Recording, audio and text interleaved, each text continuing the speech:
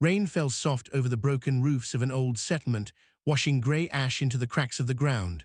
3 young dragons moved through the ruins like shadows, their claws quiet on the stone. The smallest one, Bruck, sniffed at a pile of rubble and turned up his nose. Nothing but rust and rot. His brother Rel stood a little apart, eyes on the sky, always watching for danger that might drop out of the clouds. Their sister Sona crouched near a fallen wall, tracing her claw along a strange mark burned into the metal. She had been finding marks like this for weeks now, and none of them made sense.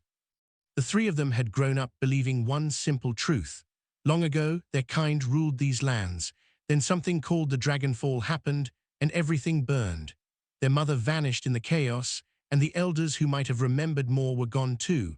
All that was left were 3 young dragons, alone, hiding from a world that seemed to want them gone.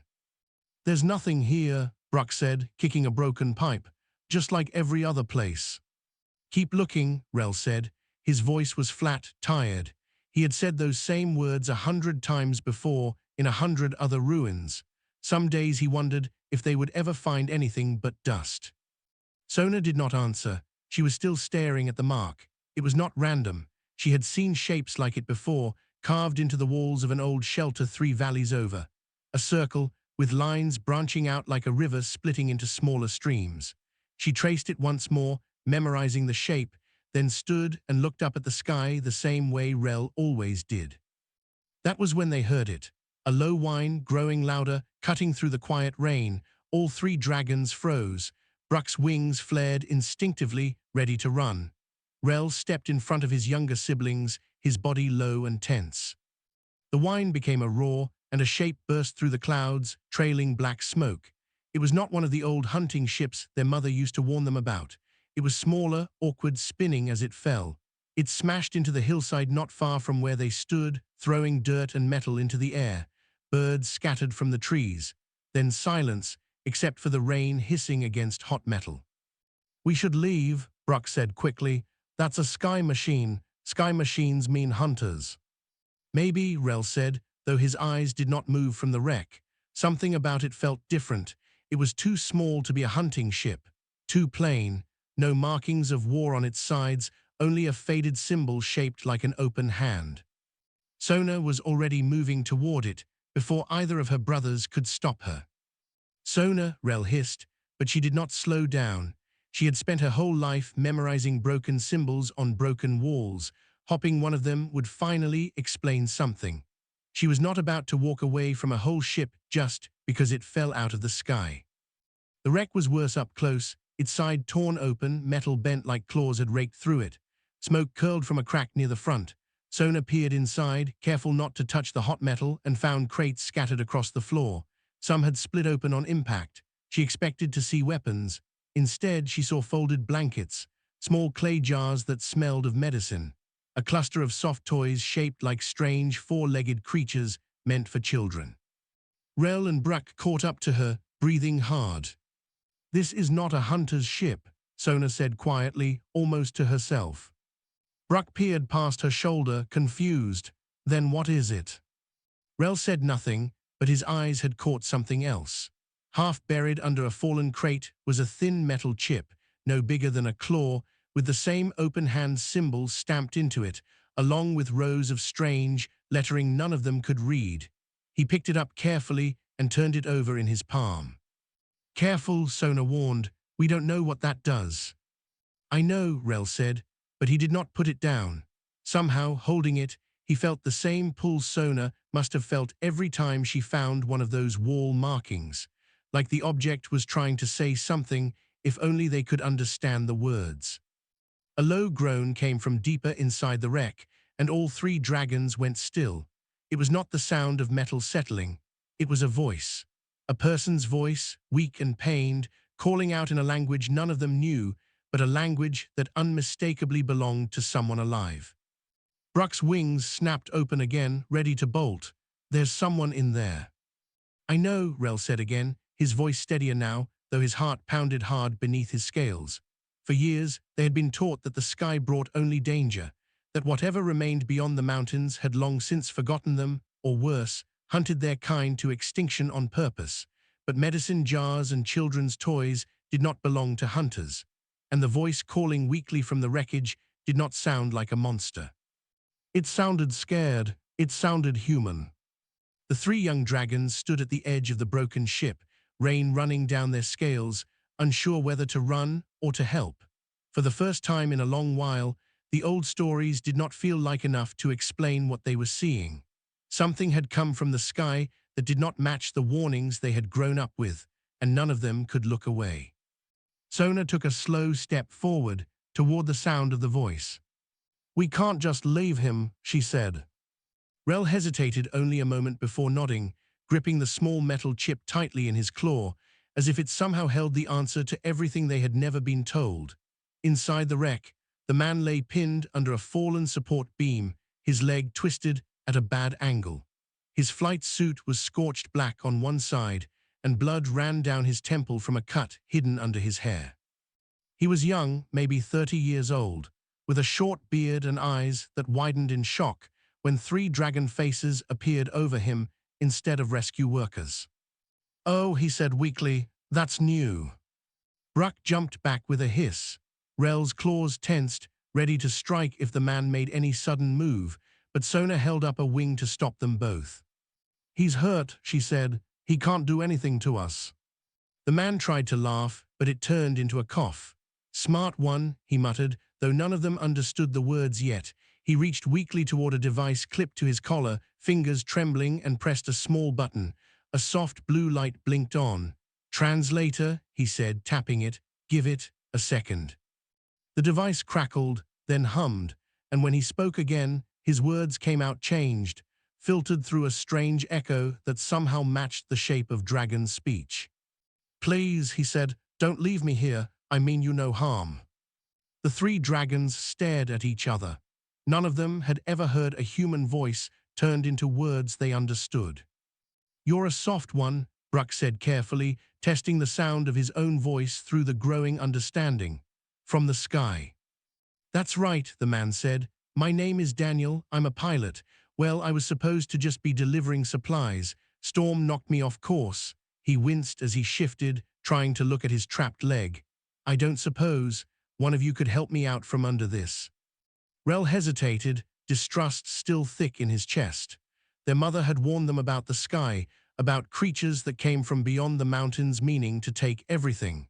But this man was broken, bleeding, and utterly unable to hurt them even if he wanted to. "Move," Rel finally said to his siblings, stepping forward. With careful strength, he pressed his shoulder beneath the beam and lifted it just enough for Daniel to drag himself free, groaning through gritted teeth.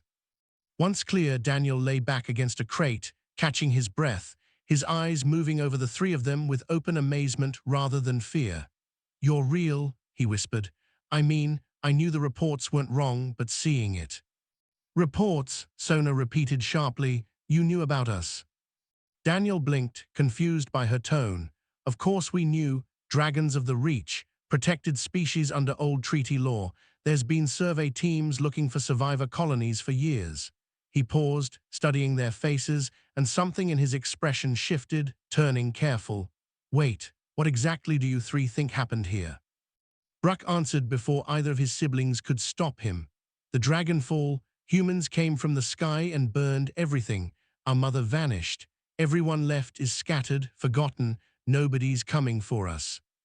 Daniel's jaw tightened, and for a moment he looked less like a stranded pilot and more like a man carrying a heavy weight he hadn't expected to set down here, in the middle of nowhere, in front of three young dragons who had clearly been lied to their whole lives. "That's not what happened," he said slowly, "or at least that's not the whole story." Rel's eyes narrowed. "Explain." Daniel rubbed his face, wincing again as his fingers brushed the cut near his temple. "There was an event, Dragonfall you call it, years back, but it wasn't humanity attacking your people. It was the opposite. Relief ships were sent, sanctuary convoys, diplomats trying to negotiate protected land for dragon colonies before regional resources got seized by outside interests." He looked up at them, his voice quieter now. "None of those ships ever arrived. Every single one lost along the same stretch of territory over the same span of years. Command wrote it off as bad luck for a long time. I didn't believe that, still don't. Sona stepped closer, her sharp eyes locked onto him. You're saying someone stopped them, on purpose. I'm saying it's too many coincidences to ignore, Daniel said, and I think whatever crashed my shuttle wasn't just weather. Bruck shifted uneasily. Are you saying somebody shot you down? Daniel didn't answer right away. He glanced toward the twisted metal at the edge of the wreck, where the outer hull had been torn open in a way that storms alone did not usually cause. I'm saying I have a lot of questions, and it seems like you three do too.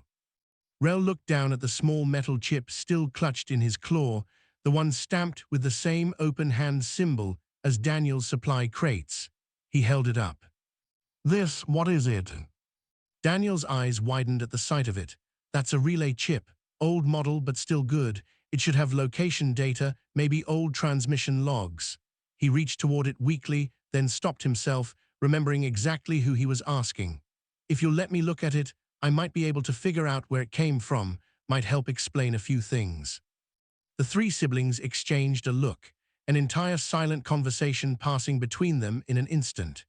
Years of hiding, years of believing the world beyond the mountains had simply given up on them, all balanced now on the words of one broken, bleeding stranger who spoke of sanctuary ships and forgotten proof. Sona was the first to nod. Fine, she said, but you're coming with us. We're not leaving you out here to die, and we're not letting you out of our sight either. Daniel managed a small, pained smile. Fair enough, he said. Guess I owe you three my life already. Behind them, thunder rumbled low across the darkening hills, and none of them noticed the faint shape of a second, larger ship circling somewhere far above the clouds, searching. The old shelter the three dragons called home sat tucked into a hollow at the base of a cliff, hidden from open sky by a thick canopy of dead trees. It was not much, just a cave lined with old furs and scraps of metal gathered over the years, but it was dry, and it was theirs. Daniel leaned heavily on Rel as they made their way inside, favoring his uninjured leg, while Bruck carried the salvaged crate of medicine jars and Sona kept close, still holding the relay chip like it might vanish if she loosened her grip. Once settled by the small fire Bruck lit near the entrance, Daniel pulled a flat device from his belt pouch, one of the few things that had survived the crash intact. He plugged the relay chip into a port along its edge, and the screen flickered to life, filled with lines of text that scrolled too fast for the dragons to follow. Give me a minute, Daniel muttered, half to himself, eyes scanning the data. This thing was on a supply run, registered under a relief mission, codename Open Hand. Like the mark, Sona said, leaning closer. The symbol on your ship, we've seen it before, carved into walls all through the old settlements. Daniel looked up sharply. You've seen this symbol in multiple locations. Many, Sona said. I thought they were just old markings, something left behind before the dragonfall. They're not old, Daniel said slowly. Open Hand missions only started 5 years ago. Someone marked those locations recently, which means, he trailed off, scrolling further through the data, his frown deepening, which means those weren't abandoned outposts you were finding. Those were drop points, supply caches meant for survivor colonies, left by relief teams who never made it back to report they'd been delivered. Rel's claws dug slightly into the stone floor. You're saying help was there, all along, sitting in the ruins we were scavenging. I'm saying it looks that way, Daniel admitted, but something's wrong with the shipping logs. Half of these entries were altered, dates changed, some deleted outright. He tapped the screen, isolating a string of numbers. This is a routing code. It traces back to Aster Hold, a colony outpost beyond the Kell Mountains. According to official record, that colony was destroyed during the Dragonfall. He looked up at them, his expression grim. But this chip logged an active transmission from that location 8 months ago. Silence settled over the cave, broken only by the crackle of the fire. Someone lied, Bruck said quietly, an edge of anger creeping into his young voice. About the colony, about all of it. Looks that way, Daniel said. And whoever it was had access to relief shipping records, regional maps, and enough authority to keep dozens of missing convoys quiet for years. That's not some random raider group. That's someone with real power in this sector. Sona sat back on her haunches, mind racing. The old stories say the Dragonfall was an attack, that humans came and burned everything, and that's why our people scattered. She looked at Daniel carefully. But if relief missions were being sent, and someone was hiding the proof, then maybe the Dragonfall wasn't an attack from your people at all.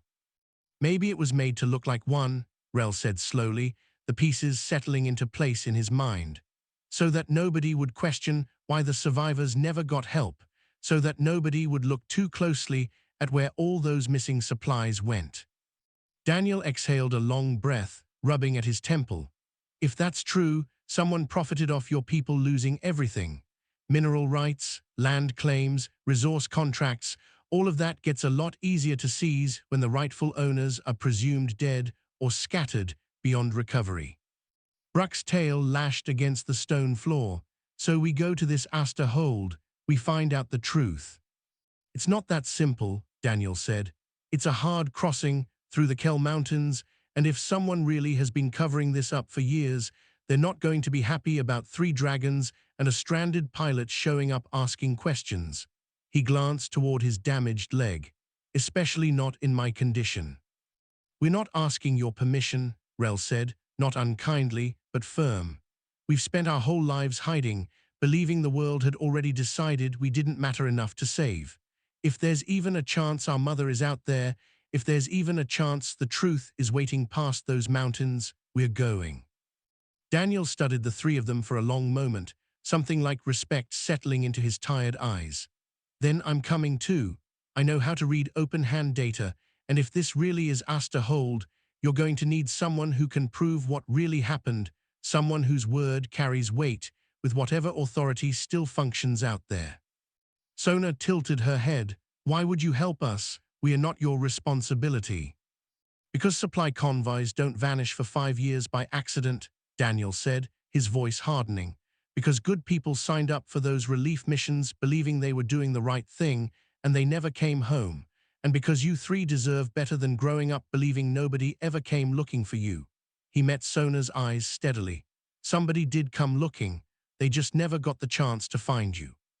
Outside, the storm had passed, leaving the night sky unusually clear, the stars sharp and cold above the silhouette of the distant mountains.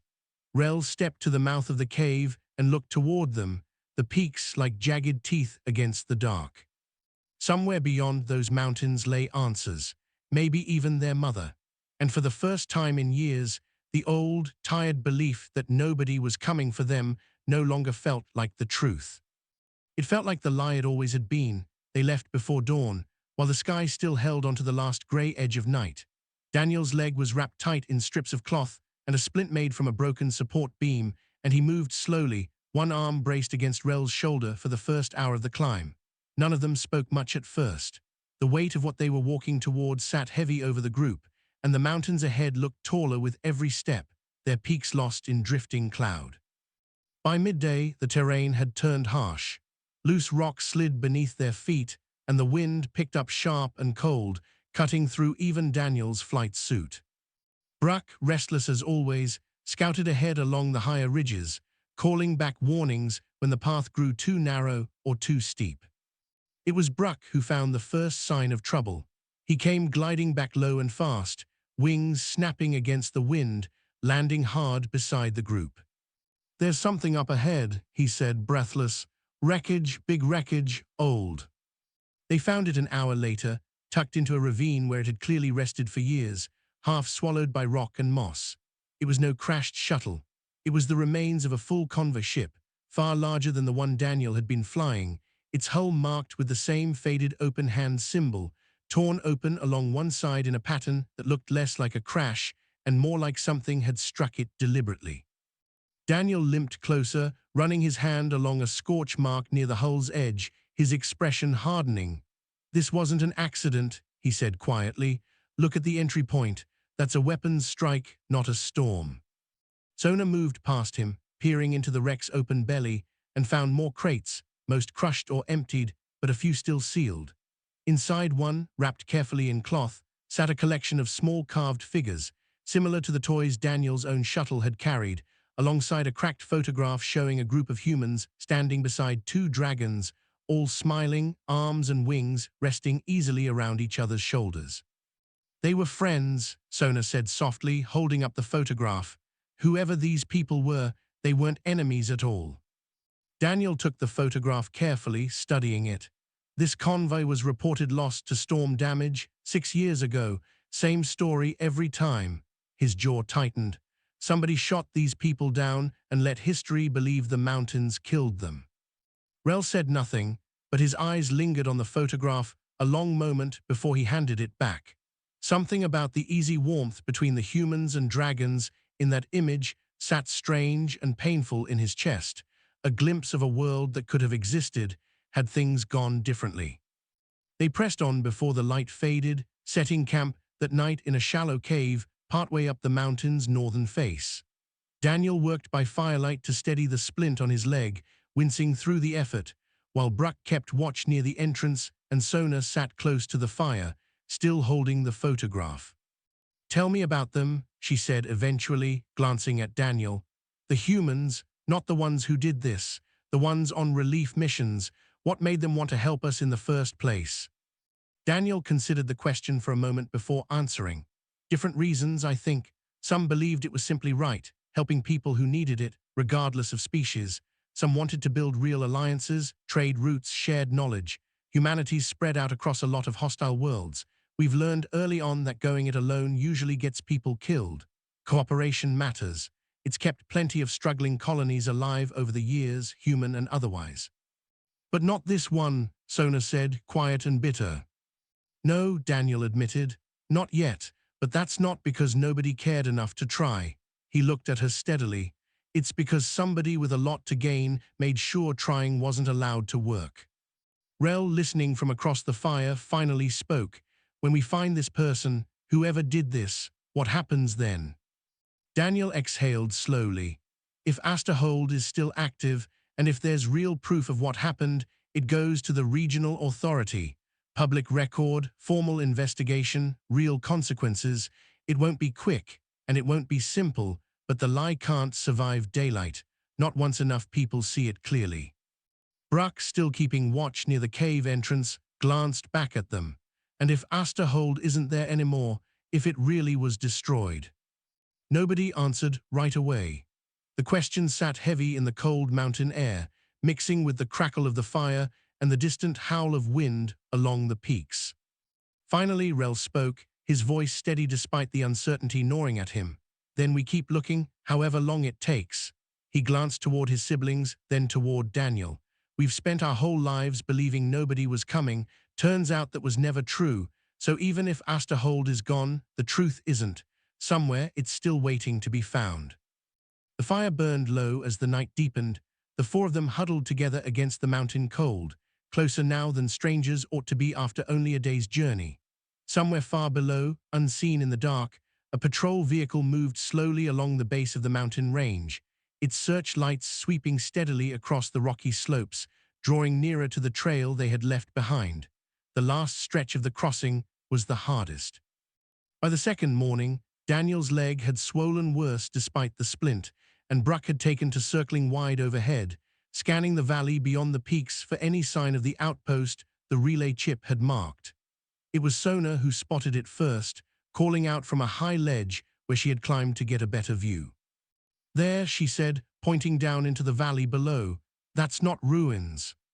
Where old records claimed nothing remained but ash and broken stone, a cluster of low buildings sat nestled against the base of a cliff, camouflaged under a canopy of netting and grown vegetation, clearly built to avoid being seen from above. Smoke rose thin and careful from a vent near the largest structure, and figures moved between the buildings, some human, some unmistakably dragon. "Aster Hold," Daniel murmured, disbelief thick in his voice. "It's still here." The descent took the rest of the day, and by the time they reached the valley floor, they were spotted long before they reached the gates. A group of armed humans emerged first, weapons raised but not fired, followed quickly by two adult dragons who moved to stand protectively between the newcomers and the outpost. "Hold," called one of the humans, an older man with graying hair and sharp, cautious eyes. State your business. Daniel raised his hands slowly, careful despite his exhaustion. Pilot Daniel Voss, Open Hand Relief Division. My shuttle went down 2 days ago. These three found me and helped me survive. He gestured to the dragons beside him. We have reason to believe someone has been deliberately sabotaging relief missions to this region for years. We need to speak with whoever leads this outpost. The older man studied them for a long moment, then finally lowered his weapon, gesturing for the others to do the same. You'd better come inside, he said. Name's Elias Grant. I run this outpost, and trust me, son, you're not telling me anything I don't already suspect.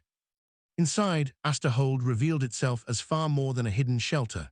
It was a working sanctuary, home to dozens of humans and dragons living side by side, tending crops grown under careful shade, repairing old equipment salvaged over years of quiet survival. Elias led them to a central hall, where old maps and shipping records covered nearly every wall, years of patient investigation laid bare. We've known for a while, Elias explained, easing into a worn chair. Someone in the regional government's been diverting relief resources, falsifying convolosses, letting the Dragonfalls story stand because it's convenient. Keeps outside eyes away from territory rich in rare minerals nobody's supposed to be touching until treaty negotiations finish properly. He looked toward Rel, Sona, and Bruck with something gentle in his tired eyes. We've spent years quietly gathering survivors, rebuilding what we could, waiting until we had enough evidence to make the truth impossible to bury again. Sona stepped forward, voice tight with something between hope and fear. Survivors, you mean? There are more of us here. Elias nodded slowly. More than you'd think, including someone I suspect you three have been looking for a long time. He gestured toward a side door, and a moment later, it opened. The dragon who stepped through was older, her scales marked with old scars along one wing, her eyes widening the instant they landed on the three young dragons standing frozen near the center of the hall. Mother, Bruck whispered, his voice breaking. She crossed the room in 3 quick strides, wrapping all 3 of them in her wings before anyone could say another word, the years of separation collapsing in an instant of trembling relief. Rel buried his face against her side, all the careful, guarded strength he'd carried for years finally cracking. Sona clutched at her mother's wing, tears slipping free despite her best effort to stay composed. I never stopped looking, their mother said, voice thick with emotion. I was wounded during the attack that started all this, separated from you before I could get back, by the time I recovered. This place had already gone quiet, hidden, waiting. I've spent every day since trying to find a way back to you.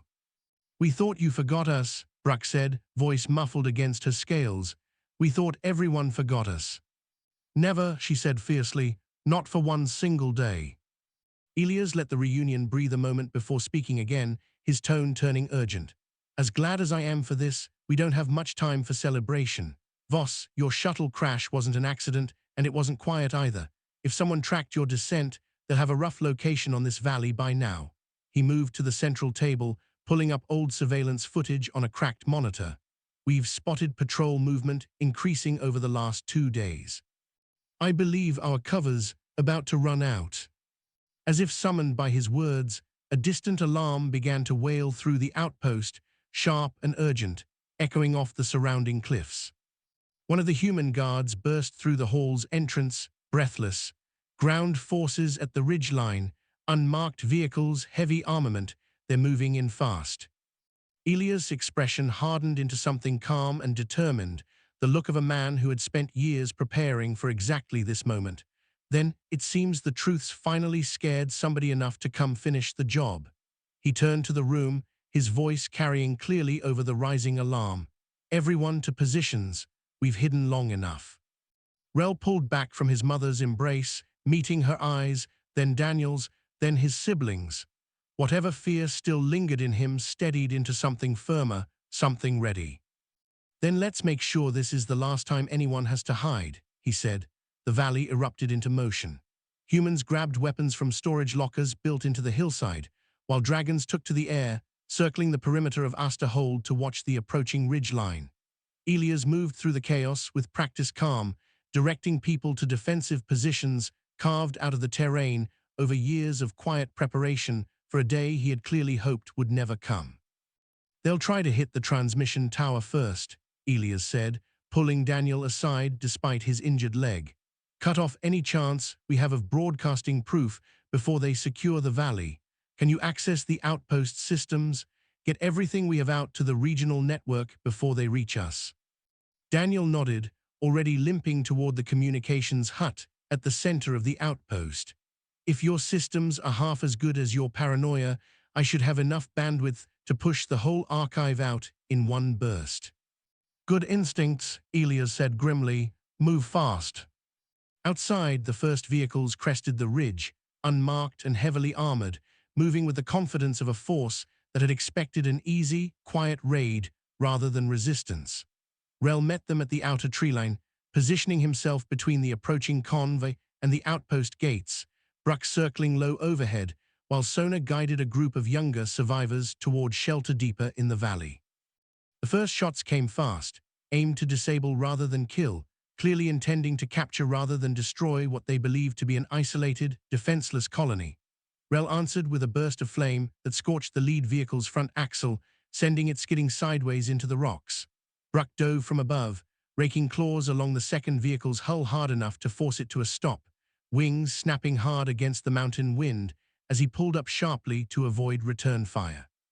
Inside the communications hut, Daniel worked fast despite the shaking of his hands, feeding Elias archived records, convoy logs, and the photograph Sona had recovered from the wrecked relief ship into a single compressed data burst. His fingers flew across the console, sweat beading despite the mountain chill. "Come on," he muttered, watching the upload bar creep forward too slowly. "Come on."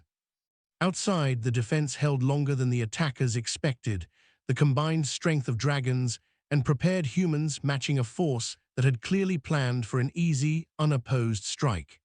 Sona, having secured the younger survivors, doubled back toward the fight, landing beside her mother near the outpost gates. "They're not falling back," Sona said, breathless. "They know what happens if this gets out. Then we make sure it gets out faster than they can stop it," her mother said, eyes hard and fierce despite her scars. Inside the hut, the upload bar finally reached its end, and Daniel let out a breath he hadn't realized he was holding. "It's out," he called through the comm line to Elias. "Full archive, pushed to every regional relay station still active.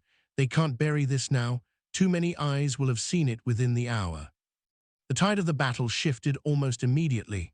Whoever commanded the attacking force clearly received word of the broadcast, because the remaining vehicles began pulling back, retreating up the ridge rather than pressing further into a fight that no longer served their purpose.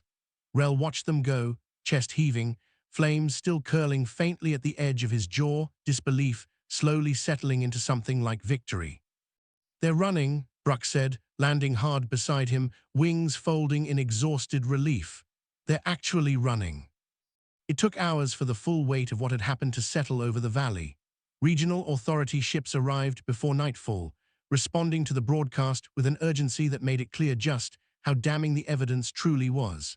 Elias met with the arriving officials personally, presenting years of gathered proof, while Daniel gave his own account as a witness to the crash, the cover-up, and the survivors who had been failed for years by people who should have protected them. By the following morning, word had already begun spreading. Arrests were made against senior figures within the regional government, the corruption behind the Dragonfall's cover story unraveling swiftly once officials realized how much documented evidence existed to support it. Aster Hold, once a hidden secret buried behind the mountains, found itself suddenly, dramatically, no longer alone. Weeks later, Rel stood at the edge of the valley, watching as new ships, official and unmarked alike, moved openly through the sky above Aster Hold for the first time in longer than he could remember. Beside him, Sona and Bruck watched the same sight, their mother resting nearby, finally free to simply be present rather than hidden or lost. Daniel approached, his leg finally healed enough to walk without support, a small data pad in hand. "Formal recognition's been filed," he said. "Dragon colonies in the Reach are being granted full protected status, backed by treaty law this time, not just good intentions. There's already talk of proper trade agreements, shared settlements, real cooperation instead of quiet neglect. After everything, Rel said quietly, still watching the ships overhead, turns out we were never forgotten at all. No, Daniel said, just failed by people who should have known better. That's different, that's fixable. Bruck grinned, watching a pair of dragons glide alongside a human transport ship in the distance, the two moving together with an ease that felt entirely new and entirely right all at once. Doesn't feel like hiding anymore, he said. No, Sona agreed, a small, genuine smile finally settling over her face. It feels like finally being seen. Their mother stepped up beside them, wrapping a wing gently around all three of her children as they watched the sky together, no longer searching for danger in every shadow, no longer waiting for a rescue that would never come. Because this time, it already had.